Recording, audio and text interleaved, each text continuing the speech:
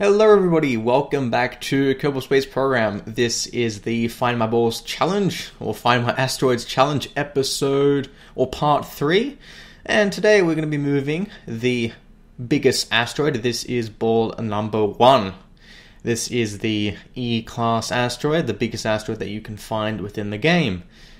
Someone did mention it weighs like 20 something tons, like more than that. I don't know how much it weighs specifically because I didn't check the details. But I did have many problems along the way to move this asteroid because, as you may know, this challenge involves us having to move asteroids to the KSP where Jeb is waiting for his balls. That's quite a funny story.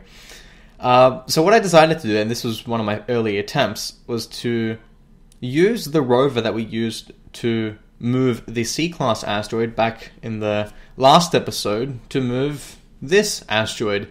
But one thing that I didn't get a chance to do was compare the size between a C-class and an E-class asteroid.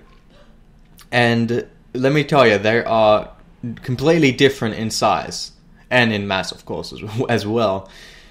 This, I believe, C-class is at least 4 times smaller than E-class. At least. It probably goes to like 10 or 6 times smaller. And that's one of the reasons why I couldn't get this asteroid onto the rover. It was a complete failure, but the rover itself had a few problems, and you'll see that fairly soon. It turns out that the more mass you put onto the rover, I'm not exactly sure how it works, but if you put too much weight on the rover, the rover wheels specifically, will just damage. They would just be broken very easily. And because of that, you cannot move the rover. Now, I did get this asteroid onto the rover there, but just you cannot move it. All the wheels are broken, not going to work. Now, the one type of wheel that won't break, no matter how much weight you put on it, is the small gear bay. I did try that later on, but it was a failure again because, I mean, look at this. Look at this. Failure. Look, the wheels are just breaking. And look at that. Look at that. Everything is just falling apart. That's terrible. So that's just a complete failure. So much for that idea. I mean, it was a stupid idea to begin with. Who uses a tiny rover for a big asteroid? But again, I didn't actually get to measure the size difference between a C-class and an E-class asteroid. But I learned my lesson, and you'll see right now when I zoom in, you see all the rover wheels, or the majority of them, are actually broken. And these, look at those things that I used to push the asteroid onto the rover. I made several different versions of those because I had problems with stability and strength. They just break so easily. And run out of fuel. Hard to control them too. But the big problem here was, even if this rover didn't break and was able to move the E-class asteroid, it would not last long. And look at those wheels. Look at them, how they're all broken. If they're broken, they don't turn. So, that's it for that idea. Bye-bye. Having to try something else now. So my next idea was to just increase the thrust output, right? Increase the force so that we can hopefully move the asteroid. Now, this is one of my attempts to do just that, and this is another here. This is a terrible, terrible attempt. I've noticed that the claw that has been implemented in the recent update 0.23.5 is a bit springy. Like it springs back and forward, and like if you can tell right now, the rocket is moving back and forth because it is connected via the claw to the asteroid. And here we go. Here is another attempt. This is an interesting one. I'll explain it. So I figured, why don't we attach a whole bunch of SAS modules to the asteroid? Because, well, SAS is used to move things, or stabilize things, so I figured, alright, why don't we attach it onto the asteroid and hopefully move it? Well, that was a completely stupid idea. I think this idea would only work with a A-class or B-class asteroid, but none of the above. In this case, if you notice, I only have one wheel that is currently moving this entire thing, this object. It turns out that along the way, I was like going down a hill, and the rest of this rocket, this rest of its part here, just broke into pieces, and this was the remnants of it. And yet it still worked because of the SAS. It helped with stabilizing this entire thing, which is really good. And there we go. There is the first claw that is attached. Each time I do that, I would have to decouple it and then attach the next one, so on and so forth. I got them all attached, but in the end, this did not work at all. My main goal originally was just to at least shake the asteroid to help out with pushing it. It just did not work. Complete failure. Now here is the design that I really like. This is like one of the biggest rockets you can make, land-based rocket. And look at that smash. What an amazing smash. In fact, I was just testing earlier on. I don't know why that actually just started spinning to the left and smashed. I don't know why. I tried to figure that out.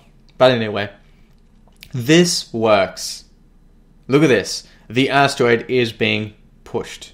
We are pushing the asteroid. Now, take a look at the thrust level. It's only like 15% thrust at the moment. That's not 100%. So this thing is powerful. Very, very powerful.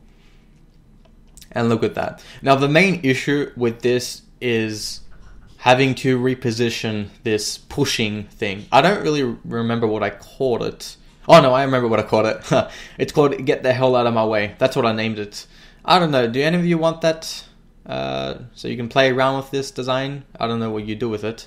Unless you want to move an asteroid. But look at that.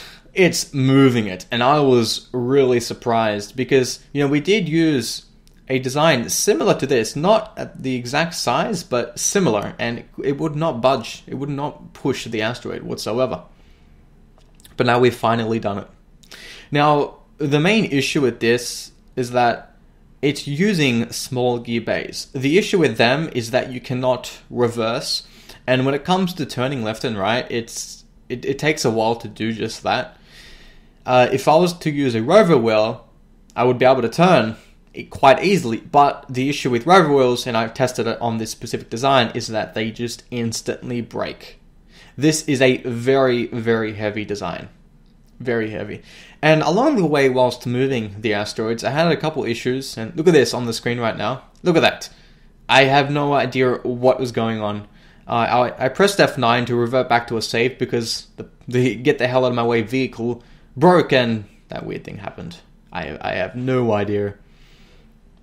Absolutely no idea. Anyway, it was a very big issue having to move this along the way because if you can tell, I'm pushing the asteroid on its left side, and because of that, it starts to spin a little bit.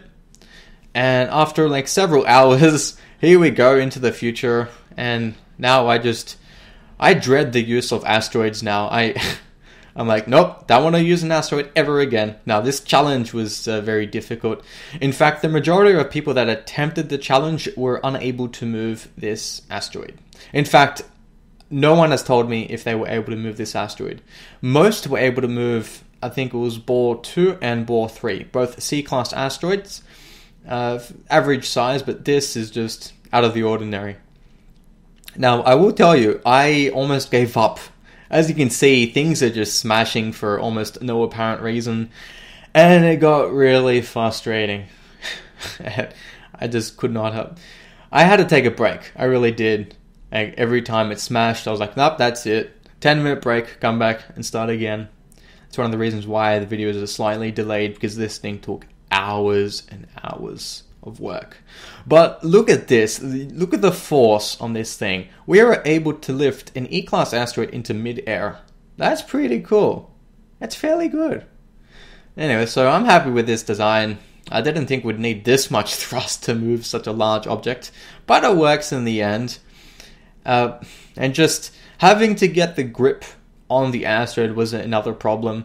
You see, when I used a claw, using this design to get onto the asteroid, it seems as though the asteroid would not move, and I think it's because when you're using a claw and you're connecting directly to an asteroid, you don't allow the asteroid to roll.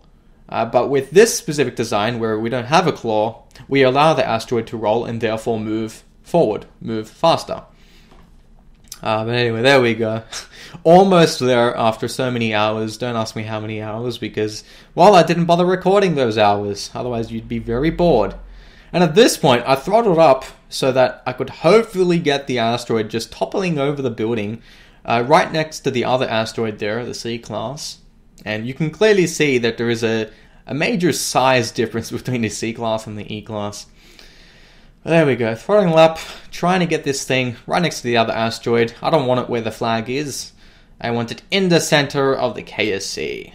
Amazing stuff, right? And right now I had to reverse. Almost there. Finally. This is amazing. I really did enjoy this challenge, my own challenge. I haven't seen any challenge like this. So I think this was quite unique, but the difficulty level is out of the ordinary.